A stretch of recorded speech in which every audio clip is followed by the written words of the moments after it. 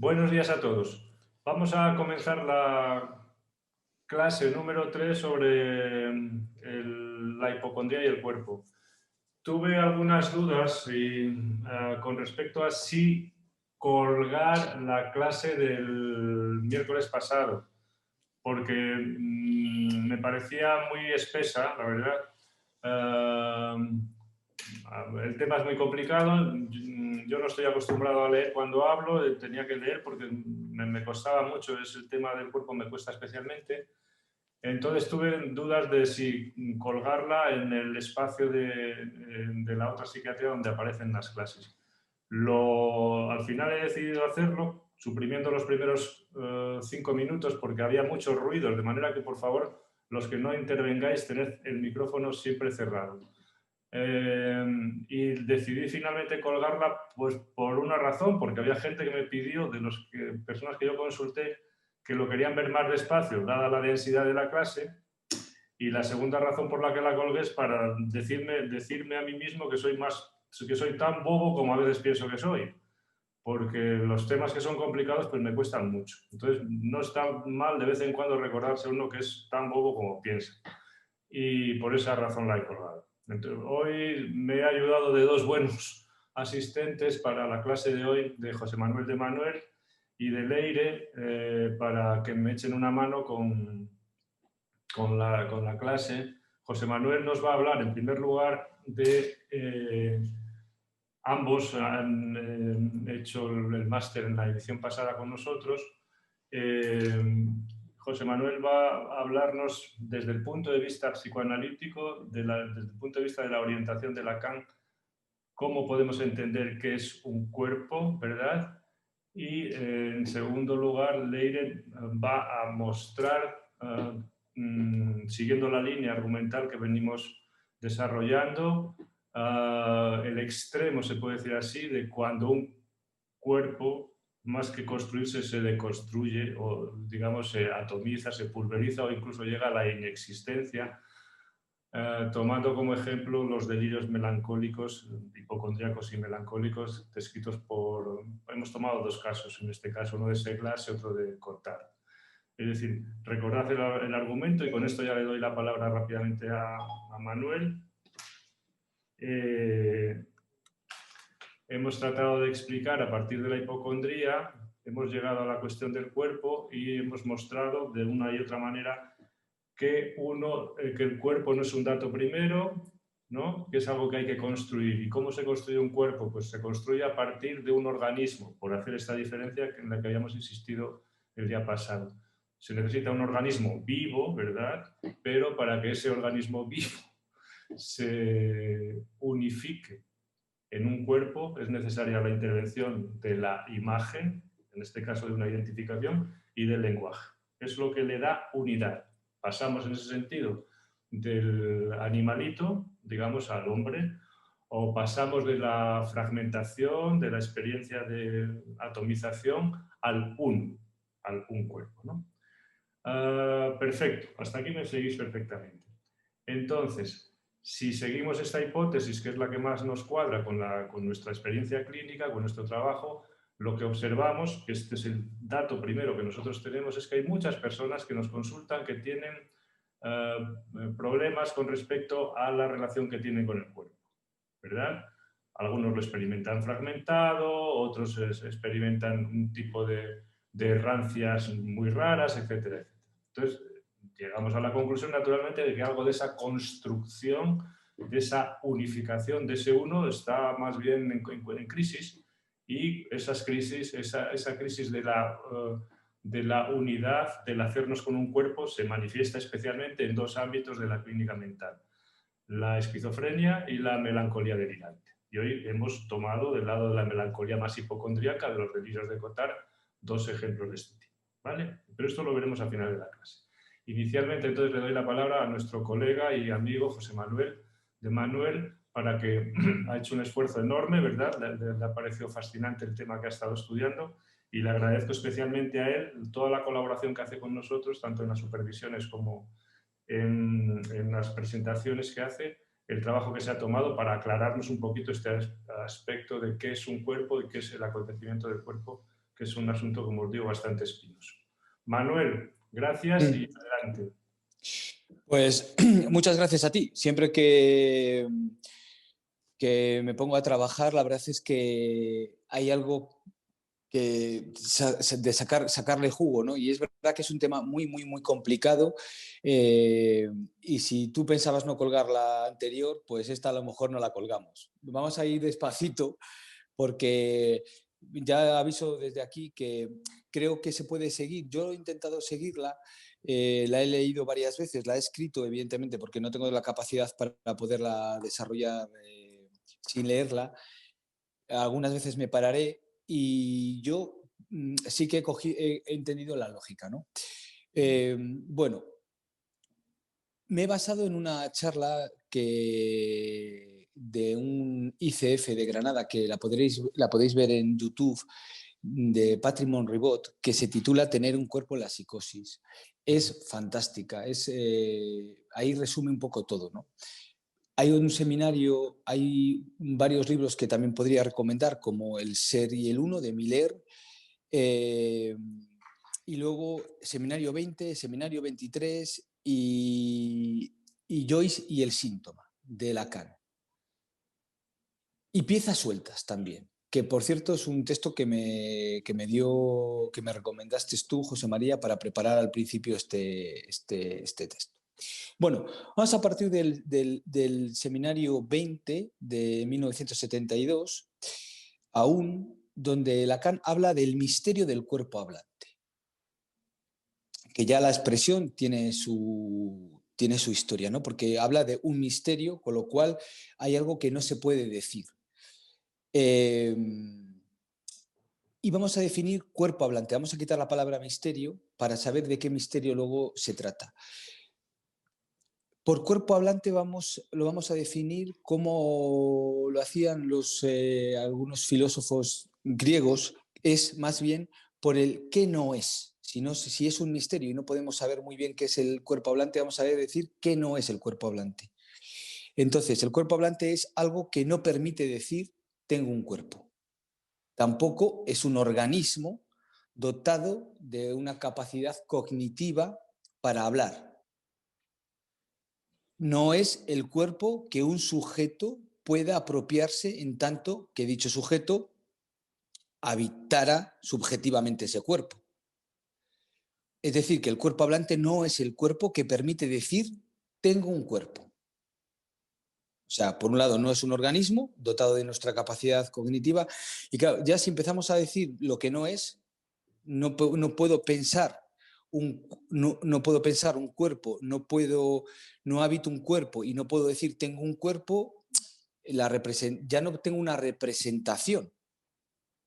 Entonces, vamos a ver qué encierra este misterio, porque no es el misterio de una enunciación, ni es el misterio religioso de la Santísima Trinidad, ni es el misterio... no es el misterio de un enigma. Entonces, partimos de que esta frase, este sintagma, viene de aún. Y este sintagma le faltaba algo que no hemos dicho. Lo real es el misterio del cuerpo. Vale. Es decir, es el misterio del inconsciente. Viene a decir luego Miller. Lo real es el misterio del cuerpo hablante. Bueno, seguimos. Entonces, Miller dirá el inconsciente como correlativo al cuerpo hablante. Ya pone dos cuestiones correlativas. Uno, el cuerpo hablante, esto que hemos dicho que no nos podemos representar. Y por otro lado, lo pone en la misma correlación que el inconsciente. Dice que este inconsciente no es ya el inconsciente freudiano clásico, del que nos hablaba el día anterior José María. No es ese inconsciente en el que no está, o sea, el inconsciente que está absorbido por la revelación de un saber, que puebla lo verdadero y lo falso, era el inconsciente de Freud. Es más bien el inconsciente, lo llama Miller, el inconsciente real. Un inconsciente que no se puede revelar ni pensar en nuestro psiquismo. O sea que, por tanto, ya tenemos esta diferenciación que el otro día, cuando introducía el tema José María, hablaba de un tipo de inconsciente que todos conocemos, el tipo de inconsciente freudiano, pero este inconsciente, dice Miller, no se puede revelar, no se puede pensar en nuestro psiquismo. Es el inconsciente real con su misterio. Por eso es misterioso. Bueno, entonces, Lacan hace equivaler este inconsciente real con el cuerpo hablante. Lo hace equivaler. El real del primero es el real del segundo. Si es una equivalencia, el cuerpo hablante es equivalente al inconsciente. El mismo inconsciente real con su mismo misterio, por tanto. Entonces ya tenemos dos misterios, el cuerpo hablante y el inconsciente, que tampoco vamos a poder decir mucho. Entonces el cuerpo hablante no se puede revelar ni por la imagen, ni por cualquier representación mental o significante. Es un real definitivo no representable. Es decir, algo que no podemos representar. Ya es pachinarse, porque si no lo podemos pensar, no lo podemos imaginar, no podemos decir nada, ¿cómo hablamos de ello? Vamos a ver. Por eso es un misterio, ¿no? Es un misterio para nuestra representación. Y por eso es tan difícil hablar de ello, porque hasta que no vemos un poco la lógica, cómo la desarrolla en esta charla Patrick Monribot, es verdad que es muy complicado. Pero al psicoanálisis le interesa este real, a Lacan le interesa este real. Es decir, lo que no se puede captar ni con el conocimiento, ni con la ciencia, ni con nada. Hay entonces algo a Lacan que ya lo saca de todo sitio, ¿no? Y no se puede captar por ningún medio. Entonces, la parte real y misteriosa del cuerpo, ese cuerpo hablante que le interesa al psicoanálisis, es lo que nos interesa a nosotros también en la clínica, o diríamos en el último Lacan o en la última clínica. Vale, vamos a decir algo más. Lo real no es el real del organismo, esto ya lo avanzó el otro día José María, y el cuerpo hablante es lo que permite sentirse vivo a los seres hablantes. Bueno, esto ya es la primera gran cosa que vamos a decir en positivo. Hemos estado diciendo lo que no era, lo que no se podía hacer, no lo podemos imaginar, no lo podemos representar, no lo podemos decir. Es un real que nos interesa y es algo que nos permite sentirnos vivos a los seres hablantes. Entonces, lo real que se infiltra en nuestro inconsciente, que lo organiza, es lo mismo que agita nuestro cuerpo.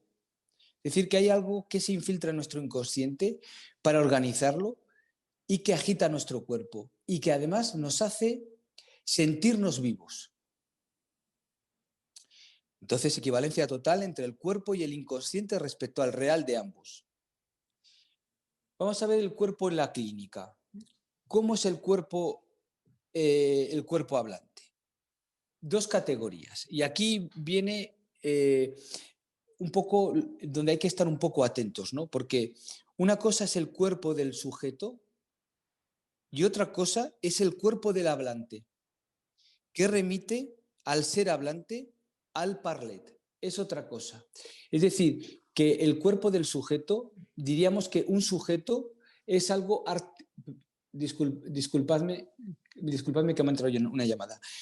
Es muy importante esta distinción porque el cuerpo del sujeto es, diríamos, se constituye después del cuerpo del hablante, porque un sujeto para Lacan era lo que es un significante para otro significante. Y este cuerpo hablante es previo a esa constitución del sujeto, ¿vale? Entonces, por lo tanto, hay un cuerpo del sujeto con el que vamos a poder operar o vamos a poder hacer algo, y un cuerpo del hablante que no tiene nada que ver con la constitución del sujeto, es decir, lo que es un significante para otro significante. Bien, empezamos entonces por el primer paradigma lacaniano. Es este cuerpo otorgado como una imagen en el estadio del espejo, que lo podemos llamar de muchas maneras, cuerpo bolsa, cuerpo envoltorio, etcétera. Es el primer paradigma lacaniano del cuerpo. El infans, es decir, el niño, antes de los 6 meses, porque decía Lacan que tenía que tener una cierta estructura mielínica para que se pudiera producir el estadio del espejo. Entonces, antes de los 6 meses parece que no se da esta condición. Bien, después de este tiempo, el infante se identifica mediante el estadio del espejo a una imagen corporal que reúne de forma coherente los trozos esparcidos de un cuerpo primitivo desperdigado a causa de las pulsiones parciales del cuerpo que tienen tendencia a cortar en trozos la representación total del cuerpo. Es decir, la pulsión siempre es parcial y siempre tiende a cortar esto, ¿no? A cortar partes del cuerpo, lo que no vemos un cuerpo unificado. Bien, la imagen del cuerpo haría unificar estas partes primitivas del cuerpo. Esta imagen así reunida por el espejo es un polo identificatorio. El niño, el infante, se identifica a esta imagen unificada por el espejo. Es decir, puede construir su yo unificado en la medida en que esta imagen sirve de soporte al yo ideal primitivo. Bien, entonces el niño expresa júbilo, sentimiento de unificación del yo y del cuerpo. Esto ya lo hemos visto muchas veces. Pero aquí viene algo muy interesante, ¿no? Que este cuerpo unificado por la imagen tiene un precio. Conseguir esta unificación tiene un precio. Hay algo que se pierde. ¿Qué es lo que se pierde? Es justamente lo vivo. Hemos dicho al principio que el ser hablante era algo que estaba vivo. Bien, pues aquí algo se pierde, es justamente lo vivo. En terminología o biología lacaniana, este vivo perdido se presenta como un goce del viviente que ha sido sustraído. Y esta pérdida lo representa Lacan con un menos phi. Es una oposición contradictoria entre lo vivo y el cuerpo. Es difícil decir que el cuerpo es lo que hay de más vivo, entonces, ¿no? Es decir, que hay una imagen amputada de la vida. El espejo no es suficiente. El niño irá a buscar otra cosa en otro lugar con el propósito de reintroducir lo vivo y lo va a sacar de un otro hablante, un otro con O mayúscula, que puede ser la madre, el padre, quien sea, ¿no? Que es el encuentro, es un elemento simbólico que le servirá de ideal de yo. Bueno, es una necesidad para esto que se ha sustraído y que lo va a sacar del otro ser vivo, es una necesidad para mantener una elección de viviente justamente donde lo vivo se perdió con el estadio del espejo. Este goce perdido en el estadio del espejo se ha ido a alojar en otro cuerpo, el del pequeño semejante vivo, el real, el niño que le acompaña, ¿no? Que no es una imagen, sino que está vivo, de tal forma que el infans, privado de su propio goce, de eso que se le ha extraído, es eso vivo, va a buscarlo a otro semejante, ya no es uno con mayúscula, otro semejante, que no está privado de ese goce y que podrá envidiar a placer a este semejante en un diluvio de rivalidad agresiva. Es decir, aquí vemos un poco cómo la rivalidad imaginaria, de la que muchas veces hablamos, se aloja en esta cuestión. El estadio del espejo es la raíz especular de la agresividad correlativa de tener un cuerpo especular. Bien, segundo paradigma de Lacan, el cuerpo otorgado por lo simbólico. El infante ya no está representado por su imagen, sino por la mediación del universo simbólico, debido al lenguaje. El infante llega a ser un sujeto en el sentido lacaniano que hablábamos antes, es decir, lo que es un significante para otro significante, así marcado por la división y la falta automáticamente inducida por el significante. El significante divide y, y marca la falta. El resultado de todo esto es el universo significante, entrega un cuerpo al pequeño sujeto, pero es un cuerpo también marcado por esta división, de modo que también hay una pérdida de lo vivo. Lo explicaba el otro día José María. El significante mata, mortifica. La operación es verdaderamente mortificante. El registro simbólico otorga al sujeto lo que Lacan llamó cadáver, en el sentido más mortificante. La palabra mata, cosifica, ¿no? Entonces, por un lado, ya tenemos que en la parte imaginaria, la imagen sustrae vida, la palabra también sustrae vida. Estamos hablando del sujeto hablante y no del cuerpo hablante. El goce que produce lo vivo abandona el cuerpo a causa del significante, que lo borra, que lo desvitaliza. Y este cuerpo es lo mismo casi que un significante. Lacan hace una precisión en un texto llamado Radiofonía, porque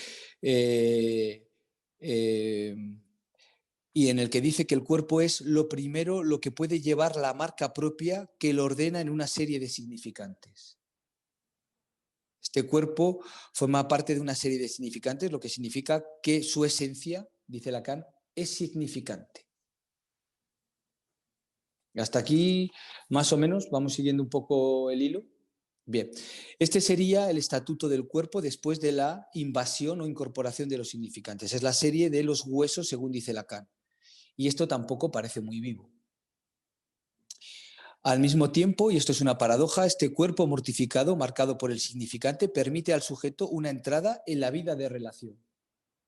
Es necesario el significante, la introducción del significante, para que los sujetos se puedan relacionar. Si no hay aquel cuerpo, no hay vida de relación. De esto sabemos algo con los autistas.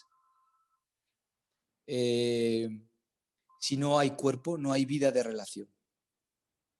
También lo podríamos decir con los esquizofrénicos, pero donde se ve muy bien es en los autistas. Constatamos que tanto el cuerpo imaginario como el cuerpo simbólico se pierde algo de lo vivo.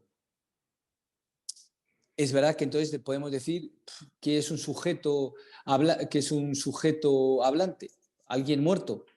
Bien, Lacan introduce mecanismos compensatorios, pero que son parciales. Son los objetos A, ¿vale? Los objetos A como los objetos llamados más de goce por Lacan. Son los que gratifican la vida del sujeto. Es decir, que tiene que haber una compensación. Es verdad que no podemos decir que la reintroducción de estos objetos de goce traigan solamente lo vivo al sujeto. A veces ocurre lo contrario.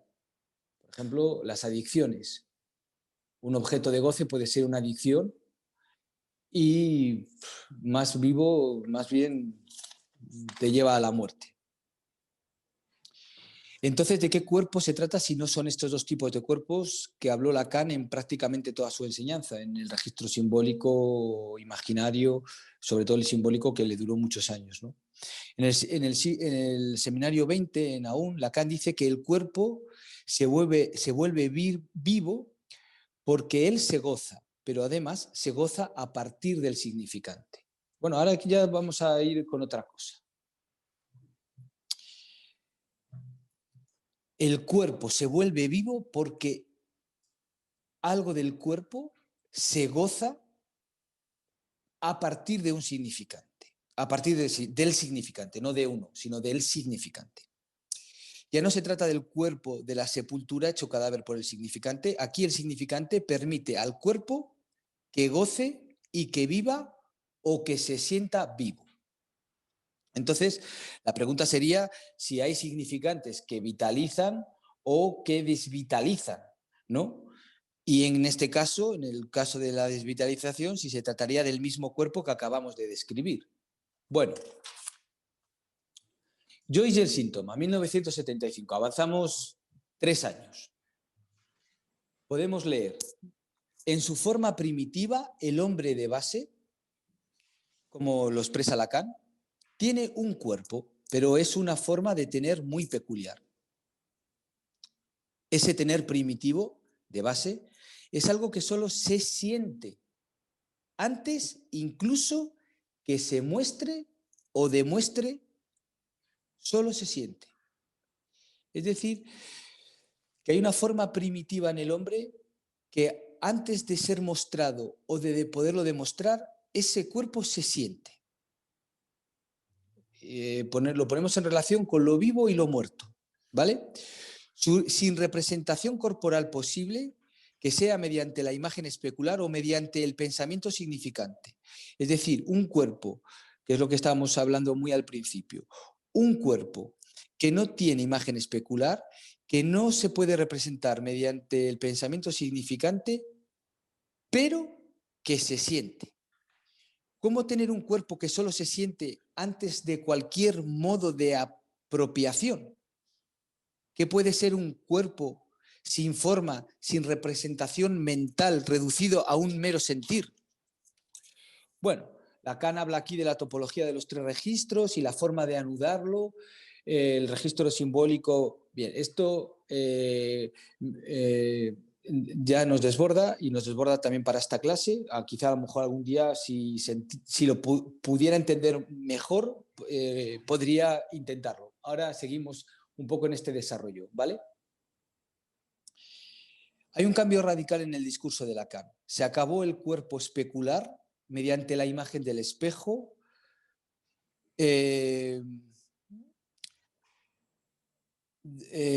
Mediante la imagen del espejo, en cuanto el cuerpo simbólico mediante la representación significante. Es decir, que ya para Lacan hay un cambio, ya no es el cuerpo especular ni el cuerpo de la representación significante. Ya no se trata del cuerpo del sujeto, sino del cuerpo del hablante.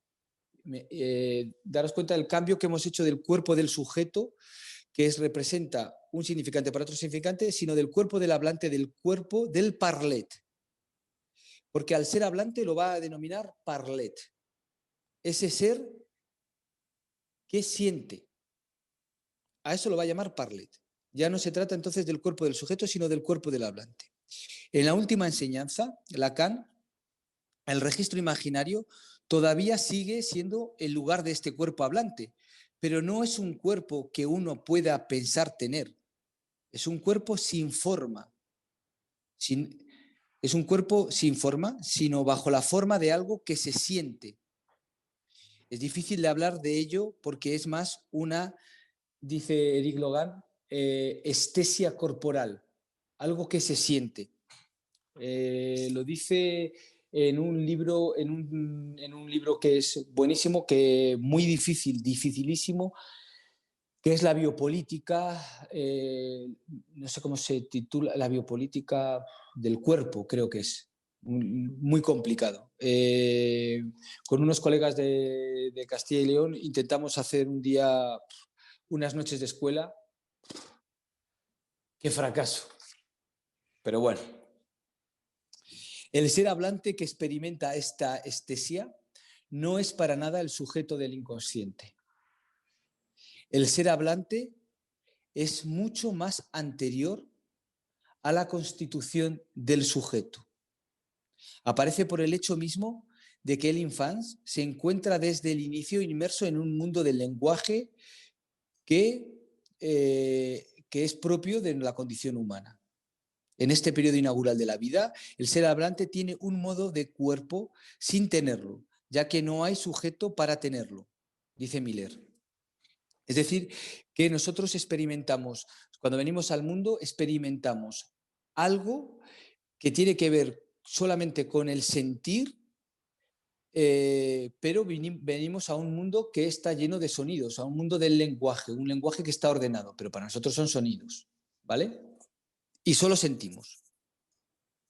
Lacan piensa un cuerpo anterior sin desvitalización. Es decir, que para Lacan hay un cuerpo antes de que se produzca el estadio del espejo y la cuestión simbólica, que no está absolutamente desvitalizado, sino que es, luego lo dirá, es puro goce. En el caso del ser y el uno de Miller y de nuestro mundo elaborado por el lenguaje, el niño está expuesto a las palabras y a las voces fuera de sentido. Cuando un niño llega al mundo puede escuchar a su padre y a su madre hablar, mi niño, qué guapo es, lo que sea, lo que se le dice a los niños, pero en realidad nadie venimos sabiendo el lenguaje, con lo cual solo son sonidos, no tiene ningún sentido para ellos. Este ámbito sonoro constituye para él lo que Lacan llama la lancha.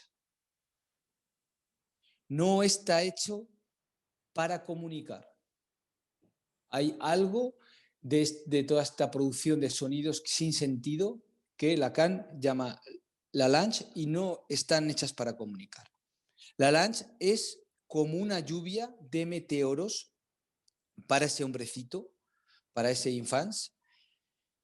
Esa lluvia de meteoritos que no es un registro simbólico ordenado, sino es un real sonoro de la palabra sin orden, sin consistencia ordenada, a modo de cadena significante. Es un real de la palabra. El choque de esas palabras sonoras sobre el cuerpo del parlet, del ser hablante, resulta, dice Lacan, una huella traumática definitiva, igual que lo haría un meteoro chocando en la Tierra. Es decir, que hay algo de ese mundo sonoro. Cuando el ser humano nace, que genera un trauma por el hecho de escuchar esas voces, como si fuese un meteorito cayendo en la Tierra. Esta huella corporal se llama goce y define la matriz del cuerpo hablante. Lacan utiliza esta palabra goce, algo que no tiene mucho o no tiene mucho de bueno, ¿no? Hay una marca. Y vemos muy bien a veces cuando a los niños se les hacen estas chorradas sonoras, ¿no? Que a veces se ríen y vemos cómo se ríen. Ahora hay muchísimos vídeos en YouTube, ¿no? Cuando les decimos y los niños se empiezan a reír o les dices cualquier cosa que les parece muy... Es un niño gozando, parece que incluso a veces parece que te entienden, ¿no? Y mira cómo se ríe, cucutas, en fin, todo este tipo de cosas que hacemos que tienen que ver con el lenguaje. Así aparece el cuerpo hablante como una experiencia primitiva, bastante traumática, una experiencia de goce reducida a un puro sentir. Es decir, que hay algo que solo es el puro sentir y es puro goce. Con este cuerpo estamos hablando sobre el misterio del cuerpo hablante. ¿Por qué es un misterio? Dice Lacan. Porque la unión de esa palabra primitiva y el cuerpo primitivo, este misterio, este choque entre la palabra y el cuerpo, aparece lo viviente.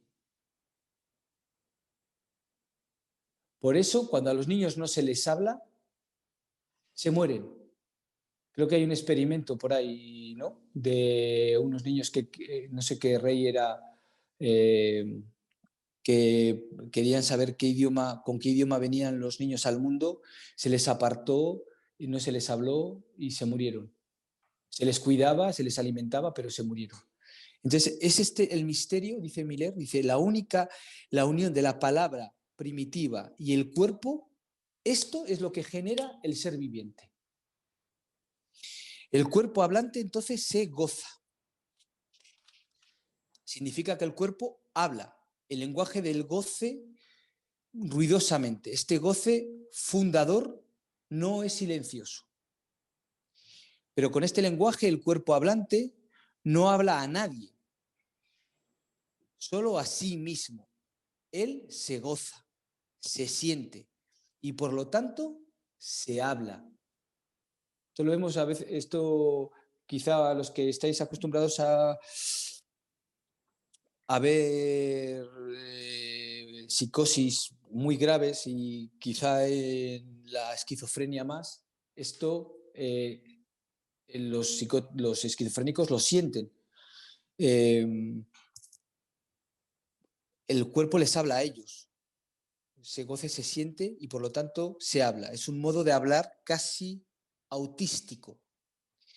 Cuando el cuerpo hablante se expresa con el lenguaje del goce, eso manifiesta lo vivo en el ser hablante. Antes de que el registro simbólico llene antes de que el registro simbólico desvitalice y mortifique el cuerpo.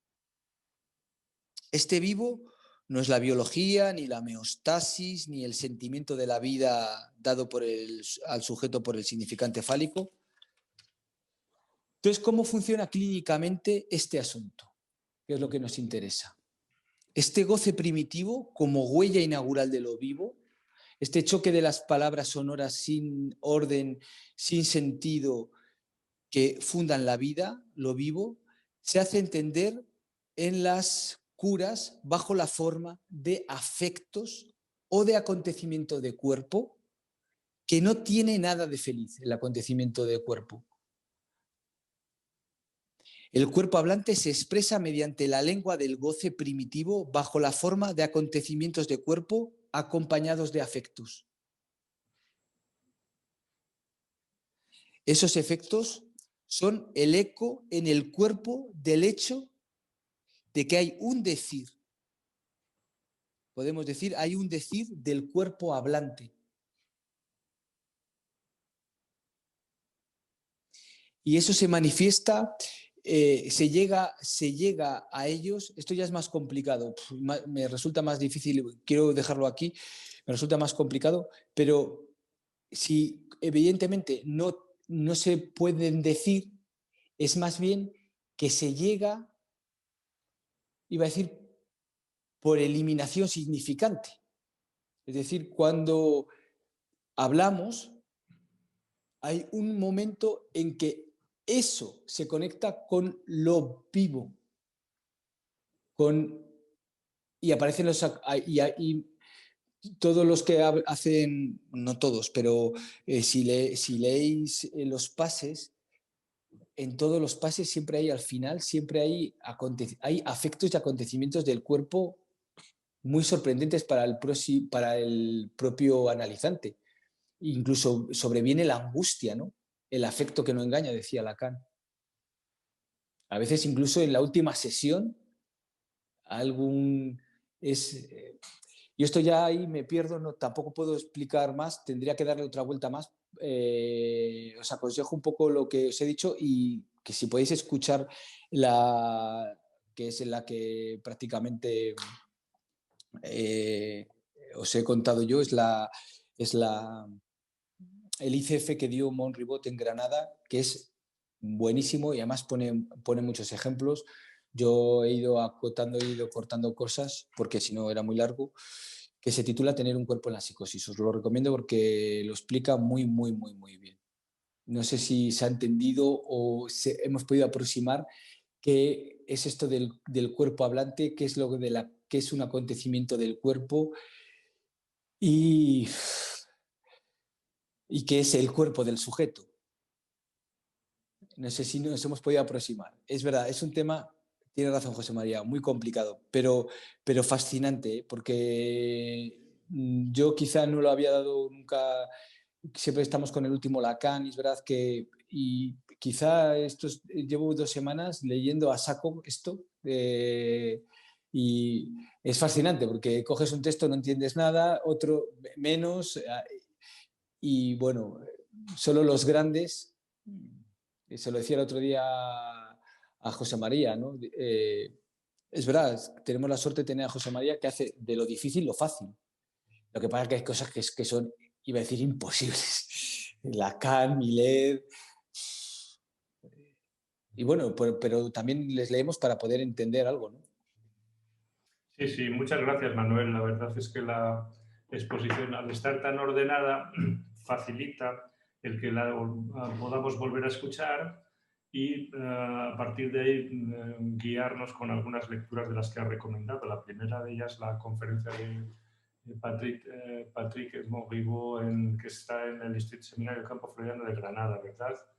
Sí, sí, muy bien. Bueno, perfecto. Nosotros este curso no trata sobre el cuerpo, de manera que lo tocamos un poquito tangencialmente, porque es un seminario de historia de la psicopatología para clínicos. Entonces, naturalmente, por algún lado hay que meter la cuestión del cuerpo. Pero bueno, más o menos, como la intervención ha sido suficientemente ordenada, nos permite, digamos, al menos tener una guía de lectura y asentar 4 o 5 conceptos que están muy bien explicados por Manuel en la diferencia del cuerpo del sujeto y el cuerpo hablante, etcétera, etcétera. Perfecto, gracias.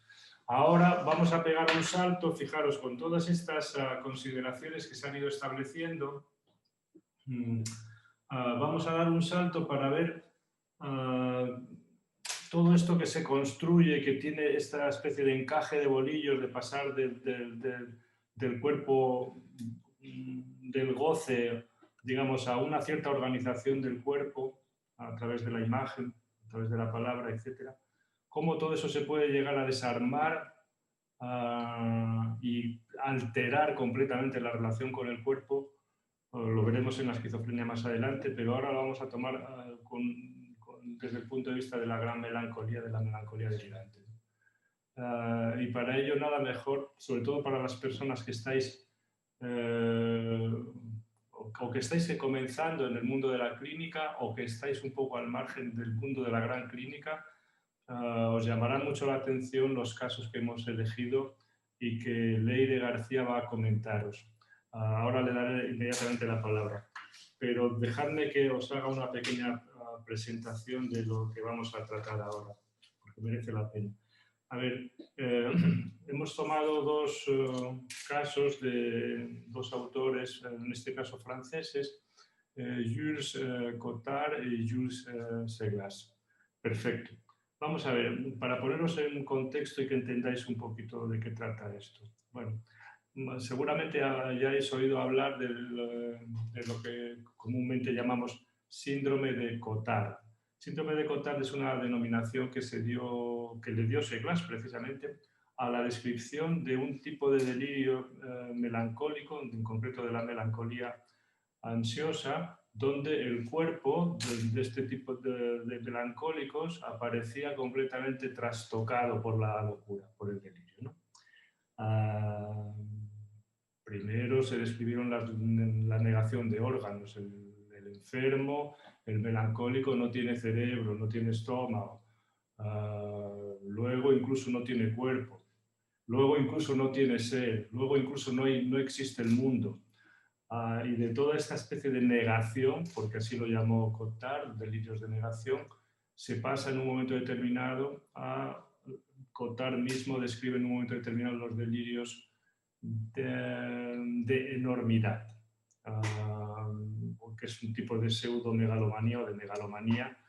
Para haceros una idea muy rápida, el enfermo, el melancólico, tiene tal megalomanía, por usar las palabras de Cotard, que si come, dice un paciente, causará un destrozo mortífero en el mundo. Si hace pis, inundará el universo. Fijaros, este es el extremo de esto que se observa en algunos casos de la gran delirios hipocondríaco melancólico. Bueno, entonces era un neuropsiquiatra francés, murió muy joven, la verdad, creo que con 49 años. Su obra es escasa, muy limitada, pero dejó, sin embargo, de los 5 artículos que escribió sobre este tipo de delirios, 3 a mí me gustan mucho. Publicamos incluso todos estos textos junto con la monografía de Seglas en uno de los libros de alienistas del Pisuerga, que se llama Delirios melancólicos. Y están todos los textos de Cotard y la monografía de Seglas sobre el síndrome de Cotard. Y al menos 3 de esos textos son gloriosos. El que está dedicado al delirio hipocondríaco, el de los delirios de negación y el de los delirios de enormidad. Esos me gustan mucho. ¿A qué viene todo este asunto? Para que le des la importancia que tiene a esta descripción. A ver, nosotros tenemos, como os he dicho 40.000 veces, una forma de concebir la psicopatología siempre de manera binaria. Binaria quiere decir que pensamos con dos elementos siempre, uno y su contrario, y a partir de ahí trabamos, trenzamos, articulamos, creamos, inventamos toda una construcción. Perfecto. En este caso, el binario es lo melancólico y lo paranoico. La melancolía y la paranoia provienen del mismo saco, por así decirlo, que es el saco de la locura parcial, lo que se llamaba hasta prácticamente el siglo XIX la melancolía. Después todo esto deriva y se cambian completamente el sentido, el campo semántico de estos términos. Pero a lo que vamos es eso. A partir de que se empieza a describir la melancolía y la paranoia como locuras distintas, lo que sucede es que esta construcción nuestra binaria de nuestro saber, siempre con elementos binarios, lo que hace es oponer frontalmente uno al otro, la melancolía a la paranoia, pero al final esas oposiciones, sea la de neurosis, psicosis, sea la que queráis, acaban siendo muy artificiales. Entonces, en la historia de la clínica hay un momento cumbre que es la descripción del delirio de persecución por Charles Lassalle, ¿no? Es una descripción preciosa que tiene todos los elementos claros y clásicos que todavía podéis encontrar en la descripción de la paranoia, ¿no? Frente a ese delirio de persecución se describieron los delirios melancólicos, pero lo que sucedió es que llega un momento en que este elemento A se opone a A', B se opone a B'. ¿A dónde voy? El paranoico, respecto a la posición del sujeto paranoico, es un ser inocente. La maldad está en el otro. En cambio, la descripción de la melancolía justamente es todo lo contrario. El melancólico está abatido por el sentimiento de culpa, todo cuanto sucede a su alrededor, él es el culpable, los otros son todos buenos y él es lo peor que hay en el mundo. O sea, tenemos un elemento que son el mismo elemento, la bondad o la maldad, está completamente repartida en los dos lados. Perfecto. Otro elemento más, no voy a recorrerlos todos, la persecución. El paranoico es alguien a quien el otro o los otros persiguen. Es un perseguido. Perfecto. El melancólico no. El melancólico es alguien que se persigue a sí mismo. Tenemos entonces, de un lado, la culpabilidad, la persecución de sí mismo, el autorreproche, la descalificación, la autocrítica, todo esto inflado completamente en el mundo de la melancolía y enfrente todo lo contrario. El hablar bien de sí mismo, la autorreferencia, el otro habla de mí, etcétera, etcétera. Bueno, llega un momento naturalmente en que todos estos elementos, lo que se observa es que hay sujetos que tienen un poco de las dos cosas. Esto ya, desde el punto de vista clínico y psicopatológico, ya lo estudiaremos más despacio. Lo único que quería traer para darle importancia a estos textos, de dónde surgen, es que en un momento determinado la observación clínica va, digamos, es más, los casos son mucho más ricos y están más mezclados de lo que suponemos según se nos enseña en los libros, etc. Según se han construido, inventado, mejor dicho, las descripciones.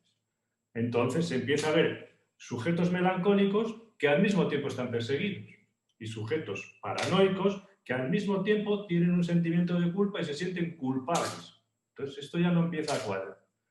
Tanto es así que no empieza a cuadrar que el propio Cotard, en estos delirios melancólicos, que se parecen tanto a la paranoia, tiene que empezar a separar los elementos de nuevo para decir, no, esto es paranoia y esto es melancolía. ¿De acuerdo? Este es todo el trabajo que va haciendo Cotard. Porque, como os digo, en un momento determinado, en Francia, por ejemplo, Gilbert Ballet y otra serie de autores, pues empiezan a ver, por ejemplo, una especie de mezcla, como os digo, de melancólico-paranoicos, una especie de estado intermedio entre el delirio de persecución y la melancolía, es decir, la melancolía con un delirio de autoacusación, el sujeto se acusa a sí mismo y en la paranoia el otro le acusa al sujeto, ¿no? Que es la oposición canónica en la época y que determinaba las clasificaciones y las concepciones. De un lado la melancolía, de otro lado la paranoia. De un lado el autorreproche y del otro lado la autoacusación. Eso es la autoacusación, melancolía, el autorreproche y la autoacusación están del lado de la melancolía y la inocencia del lado de la paranoia y la culpabilidad del lado de la melancolía. Bueno, lo que sucede con todo esto es que entre los melancólicos culpables y los perseguidos, es decir, que son víctimas inocentes, lo que sucede es que empiezan a aparecer casos de lo que se llaman las víctimas culpables. Esto ya no cuadra, es que tienen un poco de todo, ¿no? Que presentan una especie de delirio de persecución, en general no alucinatorio, evidentemente, y que protestan y se quejan de las maldades que sufren, pero con una resignación justificada, dice Ballet con estas palabras, justificada por la obsesión de una imperfección degradante o de una culpabilidad imaginaria. Bueno, esto ya lo veremos más despacio. Pero para situarnos un poquito la cuestión, pensar que todos los delirios que en Francia se describieron bajo esta rúbrica de los víctimas inocentes, de las víctimas inocentes, y que en Alemania se llamaban y se llamarían poco después delirio de relación sensitiva, es decir, la descripción que hicieron Robert Gaup y Ernst Kretschmer de los melancólico-paranoicos, que tenían un poco de las dos cosas, ¿no? Y que dieron, se puede decir así, le dieron entidad a este tipo de descripciones con el caso Ernst Wagner, que es paranoico, y paranoico genuino, y al mismo tiempo melancólico, melancólico también genuino, pero todo mezclado con dos postulados, un postulado melancólico y un postulado paranoico. Bueno, entonces ahí se empezó a ver que hay más mezcla, etcétera, etcétera. El interés de Jules Cotard y sobre todo también de Seglas es que hay que separar los campos. Ellos son semiólogos, creen en la clínica categorial y por tanto estos campos hay que separarlos. Bueno, y ahí es donde nace todo este tipo de descripciones. La primera de ellas, de 1880, el delirio hipocondríaco en una forma grave de melancolía, donde Cotard describe un caso del que hablaremos después, el caso de la señora X, una mujer de 43 años que creía que no tenía cerebro, ni nervios, ni pechos, ni entrañas, y que solo era hueso y piel, una especie de bolsa, por usar la palabra que recordaba antes más. Que ni Dios ni el diablo existían y que no necesitaba alimento, puesto que era inmortal, su vida era eterna. Claro. Y naturalmente, como vemos en este tipo de pacientes, los pocos que tenemos, ellos piden que los ajusticien, que los maten, que los, en fin, que los ayudemos a morir, etcétera, etcétera, porque tienen la convicción rotunda de que ellos no pueden morir porque son inmortales, ¿no? Bueno, en el caso del doctor Schreber también hay algo de todo esto, ¿no? Esta convicción de inmortalidad, de que aunque le destruyen los pulmones, le roban el estómago, todo este tipo de cosas, por milagros divinos, dice, se regeneran automáticamente. No quiero decir que sea el doctor Schreber un delirante melancólico, pero que este tipo de delirios aparecen no solamente en la grandísima melancolía, se ven en otros campos también, ¿de acuerdo? Bueno, dice, la explicación que le da Cotard es muy mala, muy floja en ese sentido, porque dice que es una interpretación de las sensaciones patológicas que el paciente se queda aquí, ¿no? Que el paciente tiene de su propio cuerpo y las interpreta delirantemente y las saca de quicio. Perfecto.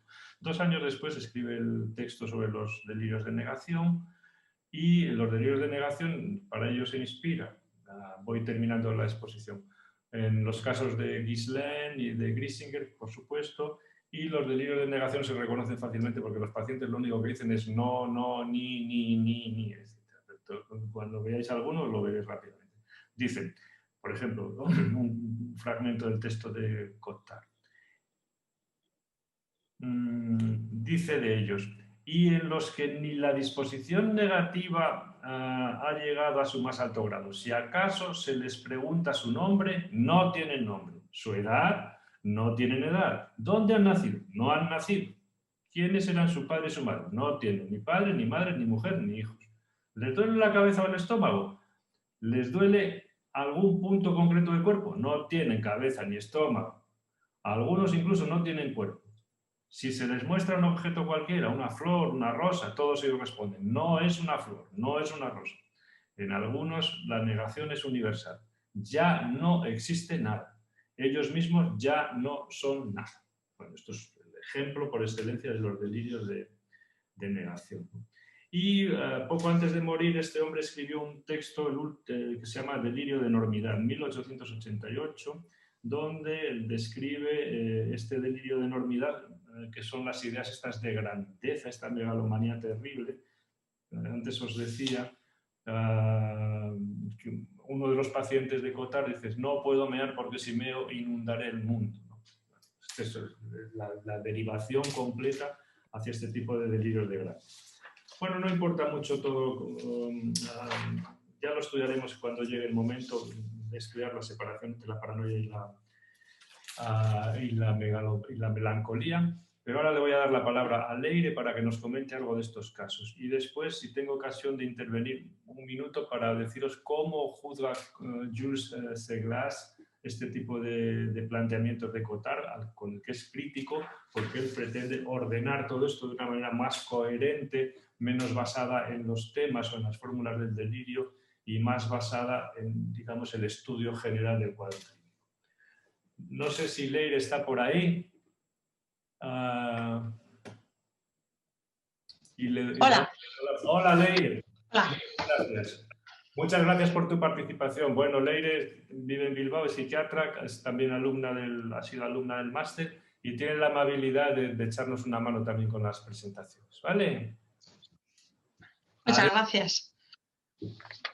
Vale, los textos que yo voy a presentar, uno, como ha dicho José María, es de Cotard, del delirio hipocondríaco con una forma grave de la melancolía ansiosa. Es un caso que él presenta a la Sociedad Médico-Filosófica de París en 1880 y que después es publicado en los Anales Médico-Psicológicos. Y como ya ha señalado José María, lo que intenta Cotard es delimitar una nueva enfermedad, delimitar una forma de presentación, diferenciar al negador del perseguidor. ¿No? Que después Seglas dirá que no se trata tanto de una verdadera enfermedad, sino de una forma de presentación que pueda aparecer en diferentes enfermedades. Yo os leería la parte de la señora X, que es lo que a mí me parece más interesante. Muy bien. La señora X afirma que ya no tiene ni cerebro ni nervios, ni pecho, ni estómago, ni tripas. No le queda más que la piel y los huesos del cuerpo desorganizado. Estas son sus propias palabras. Este delirio de negación se extiende incluso a las ideas metafísicas que en otro tiempo eran objeto de sus más firmes creencias. No tiene alma, Dios no existe, el diablo tampoco, puesto que no es más que un cuerpo desorganizado. La señora X no necesita comer para vivir, no podrá morir de muerte natural y existirá eternamente a menos que sea quemada, pues el fuego es lo único que puede hacerle morir. Por ello, la señora X no deja de suplicar que los hagan arder, a la piel y a los huesos, y ella misma ha intentado varias veces prenderse fuego. En la época en que la señora X fue internada tenía 43 años. Su enfermedad databa ya de hacía al menos 2 años. El inicio se habría manifestado mediante una especie de crujido interior en la espalda que repercutió en la cabeza. Desde ese momento, la señora X estuvo constantemente asediada por una desazón, por unas angustias que no le permitían ningún reposo. Erraba como un alma en pena e iba a pedir auxilio a sacerdotes y médicos. Llevó a cabo varios intentos de suicidio, tras los cuales fue ingresada en Bambes, que es el psiquiátrico en el que estaba Cotard, con Falret. En aquella época se consideraba condenada. Sus escrúpulos religiosos le llevaban a imputarse todo tipo de faltas, y en particular la de haber hecho mal la primera comunión. Dios, decía ella, le había condenado por la eternidad y sufría ya las penas del infierno, que tenía bien merecidas porque su vida entera no había sido más que una serie de mentiras, de hipocresías y de crímenes. Poco tiempo después de su internamiento, en una época que ella misma determina en el tiempo, comprendió la verdad. Así es como ella califica las concepciones delirantes negativas que he indicado al comienzo. Y para que esta verdad se comprendiese, se entregó a todo tipo de actos violentos, que ella llamaba actos inspirados por la verdad, mordiendo, arañando, golpeando a las personas de su alrededor. Cotard comenta que desde hace algunos meses la señora X ya está más tranquila. La ansiedad melancólica ha disminuido sensiblemente. Es irónica, ríe, hace bromas, es pícara y chinchorrera. pero el delirio parece no haber cambiado a lo más mínimo. La señora X sigue sosteniendo con la misma energía que ya no tiene cerebro, ni nervios, ni tripas, que la comida es un suplicio inútil y que para ella no hay otra manera de morir que no sea el fuego. La sensibilidad al dolor ha disminuido en la mayor parte de la superficie de su cuerpo, tanto en el lado derecho como en el izquierdo. Se le pueden clavar alfileres muy hondos sin que la señora X manifieste una sensación dolorosa. La sensibilidad al contacto y las diversas sensibilidades específicas parecen haberse conservado íntegramente. Bueno, este es el caso que Cotard presenta y después lo compara con otros que aparecen en la bibliografía de la época, ¿no? Señala qué casos similares ha descrito Balaguer antes de desarrollar el delirio de la sífilis, la parálisis general progresiva, las compara con otros casos de demonización de Esquirol, en los que también lo que llama la atención es que el paciente dice que no tiene cuerpo, que el diablo se ha llevado su cuerpo, que solo es una visión, que vivirá miles de años, que tienen el espíritu maligno en el cuerpo, que no tienen sangre, que son insensibles. Otro paciente de Lauret dice que ya no tiene sentimientos, que es una estatua de carne inmortal. Y bueno, él trata de ir delimitando, ¿no? ¿Qué es esto? Y dice que en todos estos enfermos el delirio hipocondríaco es muy similar, que ya no tienen cerebro, estómago, corazón, sangre, alma, a veces incluso ya no tienen cuerpo. Algunos se imaginan que están podridos, que su cerebro se ha reblandecido. Y él lo que intenta es diferenciarlo. Intenta marcar diferencias entre este delirio hipocondríaco del de los perseguidos, ¿no? Y señala algunas diferencias. Dice que en los hipocondríacos, en los perseguidos los órganos están atacados pero no han sido destruidos, que en este delirio de negación hipocondríaco el órgano ya estaría perdido, ¿no? Y él cree que se debe más a la melancolía, que son cuadros que aparecen en melancolías. Que el cuerpo ya está destruido, hay negaciones metafísicas. Y insisten que estos enfermos se parecen a los melancólicos ansiosos, que están en un estado de angustia y ansiedad intensas, que gimen, que hablan sin parar, que repiten las mismas quejas y piden auxilio, y señala que las ideas hipocondríacas no parecen ser más que una interpretación delirante de sensaciones patológicas que experimentan estos enfermos. Y luego habla un poco de la evolución, que cuando el delirio hipocondríaco se une a estos cuadros melancólico-ansiosos, hay un peor pronóstico, ¿no? Que el cuadro ya es mucho más grave y que la enfermedad suele pasar a un estado de cronicidad. Aunque también señala que Krafft-Ebing presenta 2 casos de curación. Y bueno, él lo que trata es de cernir un cuadro clínico diferente, no una enfermedad. Dice que si esto podría constituir una forma de lipemanía concreta, se la distinguiría por las siguientes características: la presencia de ansiedad melancólica, ideas de condenación o de posesión, propensión al suicidio y a las mutilaciones voluntarias, la presencia de esta analgesia, como la señora X y los alfileres, ideas hipocondríacas de no existencia o de destrucción de diversos órganos del cuerpo entero, del alma o de Dios, y la idea de la imposibilidad de morir. Este es un poco el texto de Cotard. El texto de Seglas, se titula Del delirio de negación en la locura sistematizada, que es Seglas el que introduce el término de paranoia. En Francia la paranoia se llamaba locura sistematizada, primitiva, y Seglas empieza a nombrarla como paranoia, ¿no? Y el título es Del delirio de negación en la locura sistematizada hipocondríaca. Y Seglas lo que intenta aquí es diferenciar lo que es el delirio hipocondríaco del melancólico, ¿no? Empieza criticando la clasificación que hace Fauvel de la melancolía simple y la melancolía delirante, que para Fauvel se distinguen porque en la forma de hipocondria delirante hay contenidos absurdos, y él dice que esto no tiene sentido, que no se pueden clasificar las hipocondrias en simples y delirantes por la absurdidad de los contenidos, y da su propia definición de la hipocondria. Y para Seglas, en realidad no hay diferencia nosológica, como os he dicho, entre la hipocondria simple y la hipocondria delirante, a no ser una diferencia de grado. Delirante o no, la hipocondria es un estado psicopático esencialmente caracterizado por preocupaciones exageradas sobre el estado de salud, relacionadas con sensaciones subjetivas que el enfermo intenta interpretar de modo más o menos razonable respecto a sus causas y sus consecuencias. Estos síntomas físicos de la hipocondria apenas se distinguen por otra cosa que por la reacción psíquica que los acompaña y las interpretaciones de las que llegan a ser objeto de los que se observan en los estados nerviosos y diastésicos. Por ejemplo, los individuos afectados por estos trastornos nerviosos vagos a los que se han dado nombres de neuralgia general, estado nervioso, neuropatía protiforme, nerviosismo, irritación espinal o neuroastenia. Y él hace hincapié en que en propiedad lo que constituye la hipocondria es ante todo el aspecto intelectivo, la reacción psíquica exagerada que hace que el enfermo se inquiete o se alarme con la ocasión de las menores molestias. Y cita a Cotard. Dice que no solamente se exageran monstruosamente los dolores viscerales y las sensaciones neuropáticas, sino que incluso las sensaciones normales resultan alteradas y adquieren un carácter inquietante y penoso. El frío, el calor, la luz, el ruido, los olores y los sabores, las sensaciones oscuras que parten de las vísceras y quedan traducidas en el hombre sano por un bienestar general, en una palabra, todas las sensaciones internas y externas se manifiestan del modo más incómodo en la sensibilidad exaltada del hipocondríaco. Este experimenta un sentimiento íntimo de malestar, de enfermedad y se ve fatalmente conducido a temer por su salud. Luego, Seglas va tratando de diferenciar, según las características y la evolución, lo que es la hipocondria de la melancolía.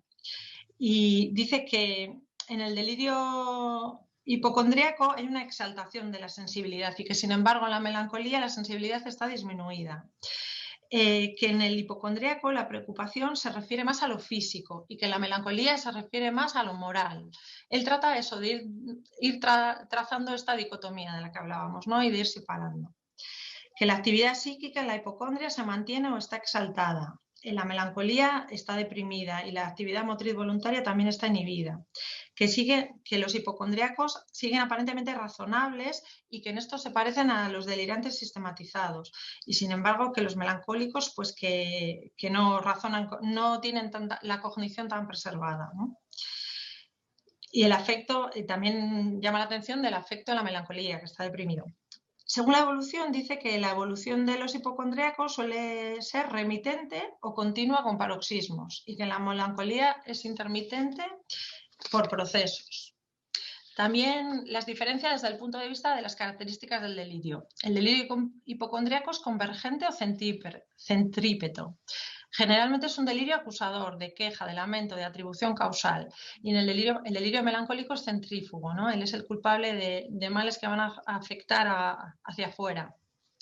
El hipocondríaco se siente situado en un medio perjudicial, echa la culpa al medio o a los alimentos, al calor, al frío, a la temperatura, a la atmósfera, y señala también esta particularidad de los hipocondríacos, ¿no? Como los alimentos, las bebidas, están siempre observándolos, y dice que esto lo ve mucho en clínica, que los medicamentos les sientan distinto, les sientan mal, y esto se ve mucho en la clínica, ¿no?